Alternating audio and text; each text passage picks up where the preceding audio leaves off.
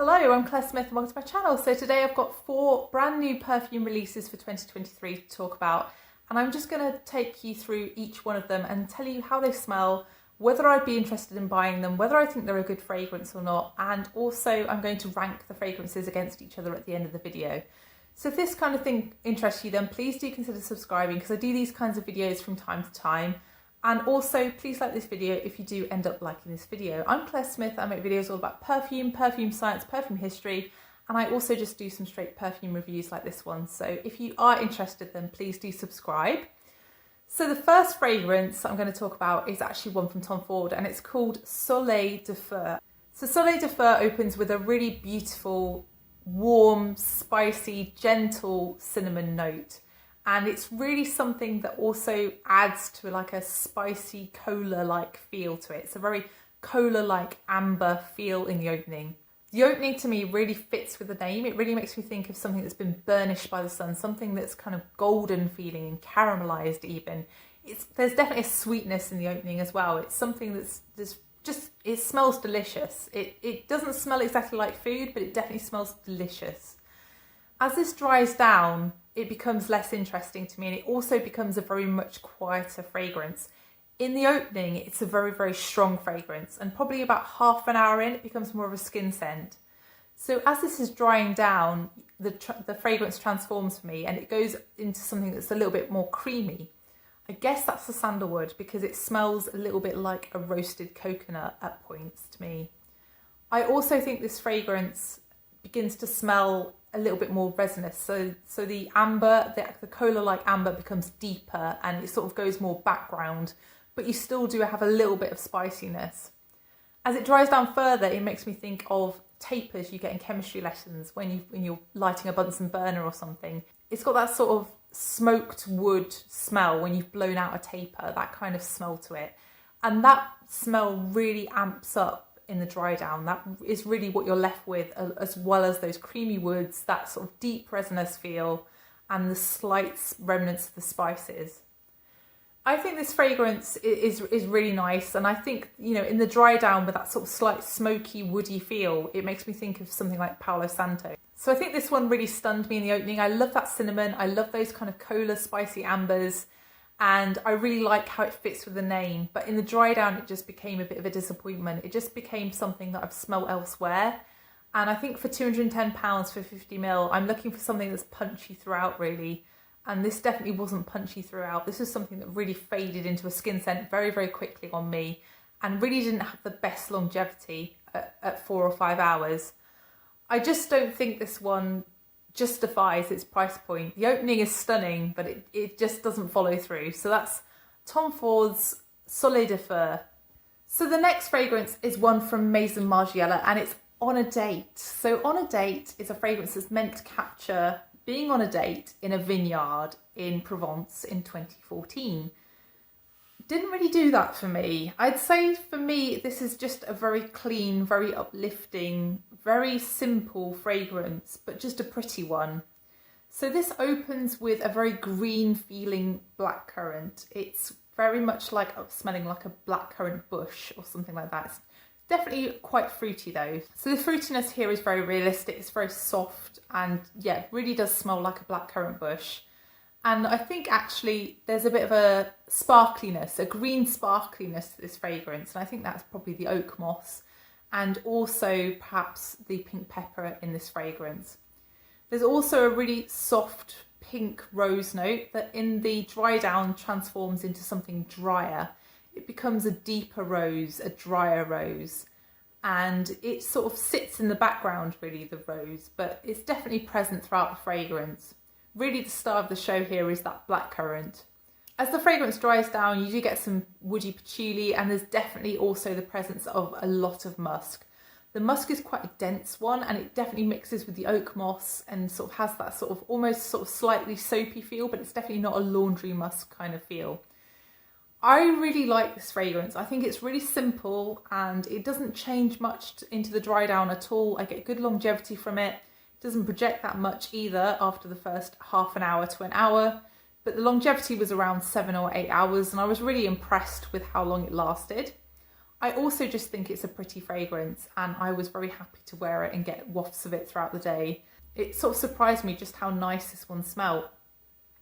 And I get that this fragrance has had very mixed reviews, because I think blackcurrant is quite a divisive note. To some people, blackcurrant, especially blackcurrant where you smell a greenness, can come off as a little bit urine-like. I don't think that's the case here. I think this one's quite a nice, uplifting, fruity kind of blackcurrant, but it's definitely not a zingy or sharp or tart blackcurrant here. I think this fragrance is reasonably priced. I think £55 for 30ml or £110 for 100ml is a reasonable price for this kind of fragrance. It's not complicated. I don't think this is entirely unique. I think I've smelled a lot of fragrances that are very similar to this, but none that are exactly the same. So the fragrances I think of wearing this, I think are just because they share the blackcurrant note and perhaps one of the other notes, such as the patchouli or perhaps the oak moss or perhaps the musk. But the ones that really spring to mind with this one are Gucci Guilty Absolute pour Femme, although this fragrance is much less woody than that fragrance. I also think of Parfums de Meliora very peripherally, but it's definitely a lot less soapy than that fragrance, and it's a lot less sweet than that fragrance. Also, I think of Lalique's Amethyst. That's the one it's probably closest to, but I think this fragrance is a lot fruitier and just has this sort of, I don't know, this uplifting, happy feel, whereas Lalique's Amethyst can be a little bit almost stern feeling to me. It's not a happy fragrance, Lalique's Amethyst. It's sort of something contemplative and sort of broody almost, a little bit sort of moody, that one. I think this fragrance also makes me think of other fruity rose fragrances like Rose Rouge. That one also springs to mind with this one. So yeah, I don't think it's, you know, something that really stands out, but I just think it's a very nicely done fragrance, and it's one that I enjoyed wearing. So that's On a Date by Maison Margiela. So the next fragrance is actually a flanker fragrance of the Narciso Rodriguez for her line, and this is for her forever.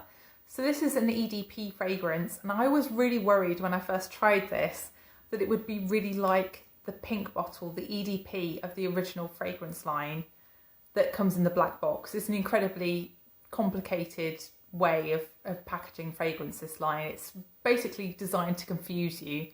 So the black bottle was the original fragrance in this line and is what we're celebrating the 20th anniversary of. That was released in 2003, and that comes in a pink box because it makes complete sense, that, doesn't it? So this one actually I think is more similar to the EDT than it is to the EDP, because I blind bought the EDP and basically immediately decluttered it because I didn't like it. The EDP has a very powdery peach note, and it smells a little bit plasticky or rubbery to me with the patchouli in it. This one does not have that. This fragrance is really a very heavily based white floral fragrance, but it's something where the white florals are quite creamy and quite petally and quite watery and green feeling almost. So this opens to me with jasmine. Jasmine is really the prominent note, and jasmine smells almost like a white flower that's dripping with pollen or nectar, maybe more nectar. It's a very sweet jasmine, and it's definitely not an indolic or dirty feeling jasmine. But as this dries down, the jasmine dies back a little bit, and you get more of an orange blossom feel, a creamier feel, and you also get some tuberose. So the fragrance is really overall just a very white floral feeling fragrance, but it's on a bed of that very distinctive Narciso Rodriguez musk. The musk here is very soft and very plump and very cushion-like, and it's supported very heavily by a very woody patchouli fragrance. I think that's what really makes me think of the EDT original. It's got that sort of feel like the vetiver in that fragrance. I think this one is incredibly similar to another fragrance. I think it's incredibly similar to Lovely by SJP. Everybody says that Lovely is meant to be a dupe of the EDT of this fragrance line. So the EDT came out in 2003 and Lovely came out in 2005. And I can see that those two fragrances have their similarities, but I would say that Forever, this flanker, is definitely much more close to Lovely than either of those other two. I wouldn't advise buying this without having tried Lovely, because you could be really wasting a lot of money on this fragrance if you're not so worried about the white florals and you're more concerned about the musk and the patchouli, because I feel like the musk and the patchouli are very similar in Lovely. So the difference with Lovely is that Lovely is more of a lavender based fragrance, whereas this one is clearly white florals. That's really the only major difference, but I would say that the bases are very similar. So overall, what do I think about this fragrance? Well, I just think it's been done elsewhere. It's been done in Lovely, it's been done in the rest of this line, but I do think it's distinctively different enough with those white florals to warrant trying it if you do really like this line, because I feel like this one could be really your favourite actually out of this line. The longevity was amazing on this fragrance. This is something that I could still smell on my skin in the morning. It was that good longevity. But I would also say this is quite a quiet one, or at least it's a ninja one. It's one I don't notice that I smell of. But the fact that I could still smell it in the morning made me think that maybe it's stronger than I realise. I think musk is something that I can become anosmic to. I can stop smelling. I can stop noticing. So I'm not really sure exactly how strong this fragrance is. So no, at this price point, which is £59 for 30ml, £87 for 50ml, or £114 for 100ml, I would not buy this fragrance because I don't think I like it enough to warrant buying a bottle. But I do enjoy the fragrance itself, and I don't think it's a bad fragrance at all. I just think it's very similar to Lovely, and I also think it's very similar to the EDT. So that's Narciso Rodriguez for her Forever EDP. So the next fragrance is one from Miller Harris, and Miller Harris are a house that I really do tend to like. So I was really intrigued to try this fragrance. This is Hydra Figue. And what do you think of when you think of the name Hydra Figue? You would think of something that was a bit oceanic and maybe also something that was a bit fig-like. And that's definitely what this fragrance is. And those two things definitely compete for your attention. And there's a bit of power play throughout the fragrance. So it opens to me with a very green and very realistic and natural fig. It's something that isn't sweet. It's more like an unripened fig, or, you know, a very fresh fig. It also has a sort of slight feeling of something citrusy. So maybe it's the bergamot that I can smell in the opening of the fragrance. Very quickly, this transforms and it gets a bit of an oceanic feeling to it. So it becomes woodier, it becomes a little bit aromatic feeling. And actually the ambroxan is really the thing that dominates. So the ambroxan here really makes this fragrance quite salty feeling, and the ambroxan itself is not one of those sort of very dense ambroxans, but it's definitely quite strong. It's not something that has a lot of texture to it either generally. I think this fragrance is actually quite a smooth one considering the amount of ambroxan in the fragrance. Sometimes through some of the wears of this fragrance, I think the oceanic note has really won out over the fig, and that's when I've tended not to enjoy wearing this one. But in more later wears, I've smelt more of the fig. So in the dry down, the fig comes back more strongly than the oceanic feel. And actually the fig is really what you're left with. You're left with a very creamy, very green feeling fig, and just the aromatic woodiness. And actually towards the very end of the dry down, the fig to me smells more like a very green smelling coconut. I think that is really the most delicious part of the fragrance. I would say this fragrance makes me think of beechwood actually. That's really the overarching aromatic woody kind of smell that I think of. I think this fragrance really achieves what it sets out to, which is to make you think of being on a Greek island next to the sea with those sort of silvery and green foliage and the sea spray coming off the sea. It really does have that feeling. And I think this fragrance could be compared to fragrances like Wood Sage and Sea Salt by Jo Malone very easily, but really the fig element of this fragrance saves it from being a straight up dupe for that fragrance. I also think this fragrance reminds me slightly of other fragrances that I've tried. So fragrances like Womanity are very peripherally kind of associated with this one, but definitely they're not the same thing. They just share some elements.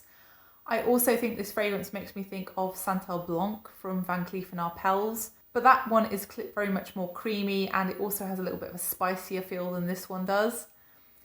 I just think this fragrance is really interesting, and I really like how it wears slightly differently each time. And I think that it's something that I've really struggled with to begin with, but I think having worn it a few times now, I now see more of the Figue and I like it a lot better than I did do. And I just think it's a very interesting fragrance, very well constructed, and just keeps your interest into the dry down. So yeah, I wouldn't advise blind buying this one, because unless you really love those oceanic, very fresh, very woody fragrances, then you probably won't love this one.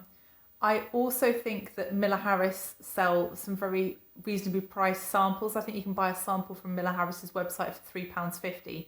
So if you are interested in this one, that's probably worth doing, because a 50ml is £95 and a 100ml is £125. I do think that's a reasonable price for how interesting this fragrance is, and I think it's a very long-lasting fragrance. I got good longevity out of it. I was still smelling this 6-7 hours later. I also think it projects quite well for the first couple of hours. I've been really impressed by this one. So that's Hydra Figue by Miller Harris. So in summary, I'd say that I like all of these, and I don't often say that in testing videos. It's quite unusual for me to like all 4 of the fragrances I'm testing. But yeah, all 4 of these have points of interest and are definitely all worth smelling should you come across them. I'm going to rank them now in my order of preference from least interested to most interested. And I'm going to do that based on price point and just how unique or how likeable I think they are.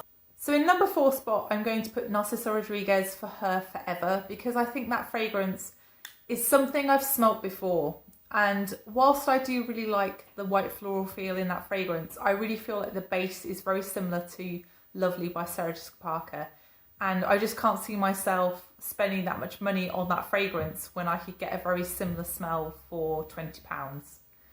So yeah, I think it's pretty, it's worth trying, but it's just not for me, that one. Number 3, I'm going to go with Soleil De Feu by Tom Ford. I feel like this fragrance is just incredibly overpriced, as with a lot of Tom Ford fragrances. But I absolutely love the opening. The opening is stunning, but it just goes a little bit dull towards the end. And really the longevity is not all that for how much this fragrance is priced at. But it's definitely worth smelling, especially if you like cinnamon. So Soleil De Feu is in number 3 spot. Number 2 is going to be Hydra Figue, and I'm putting it in number 2 because I found it quite challenging at points. It's something that I didn't like originally, but I do really like that play-off between the creamy green fig and the oceanic and the fresh feel. I think that's a really interesting construction of the fragrance, and I think that it's something that wears slightly differently each time I reach for it. And at the moment I'm just intrigued by it, and I just think that the longevity is good, it projects well, and I just think it's a nice beachy summery fragrance. I think if you're looking for a holiday fragrance, that's a good one to try. So that's Hydra Figue by Miller Harris in number 2 spot. And in number 1 spot is going to be On a Date by Maison Margiela Replica fragrances. I just like this. There's something about blackcurrant that just gets me, and I think blackcurrant is severely underused in designer fragrances, and I wish there was more about, especially the fresher, greener, more realistic blackcurrant rather than the blackcurrant kind of fermented blackcurrant that you get in the old formulation of C by Giorgio Armani. I really like the fresher, greener, more natural smelling blackcurrant, and this is what that is. I also really like the rose in the fragrance, and I really like the muskiness and the oak moss. I just think those elements just really work really well together, and it's just a really pretty and easy to wear fragrance, and something that I really do like. So that's On a Date by Maison Margiela Replica fragrances in number 1 spot. So that's the final fragrance in this video. I hope you've enjoyed it. If you have enjoyed it, then please press the like button, and please also consider subscribing if you haven't done already, and please let me know which of these fragrances you've tried and what you think of them.